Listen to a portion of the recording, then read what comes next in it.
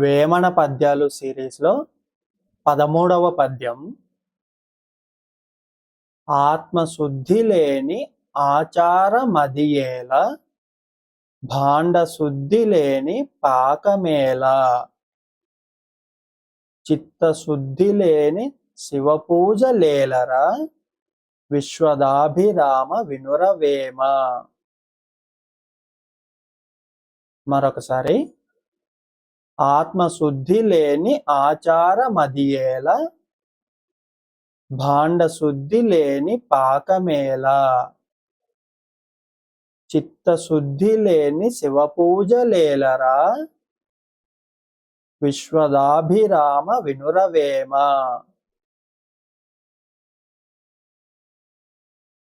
ప్రతిపదార్థం.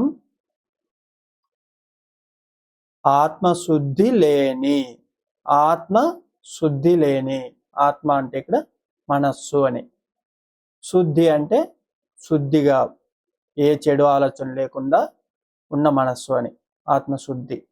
లేని అంటే అలా లేని మనస్సు ఉన్నప్పుడు ఆచారం అది ఎలా, మనం పాటించే ఆచారాల వల్ల ఏం లాభం ఉండదు కదా. ఆచారము అది ఎలా, ఆచారము అది ఎందుకు, ఆచారం అనేది ఎందుకు, మనస్సు శుద్ధిగా లేనప్పుడు ఆచారం ఎందుకు పాటించడం వల్ల లాభం లేదు అని. భాండ శుద్ధి లేని పాకమేల.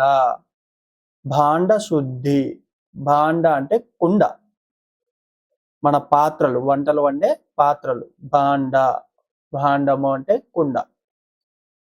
అది శుద్ధిగా, అది శుభ్రంగా లేకుంటే దాంట్లో వండిన వంట పనికిరాదు కదా.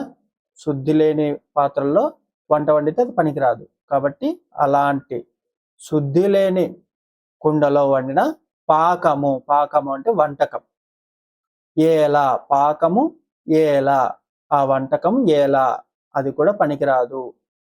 చిత్తశుద్ధి లేని, చిత్తశుద్ధి లేని, చిత్తశుద్ధి లేకుండా శివ పూజలు ఏలరా.